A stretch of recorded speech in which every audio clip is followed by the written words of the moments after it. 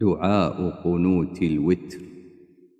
اللهم اهدني فيمن هديت، وعافني فيمن عافيت، وتولني فيمن توليت، وبارك لي فيما أعطيت، وقني شر ما قضيت، فإنك تقضي ولا يقضى عليك، إنه لا يذل من واليت ولا يعز من عاديت، تباركت ربنا وتعاليت.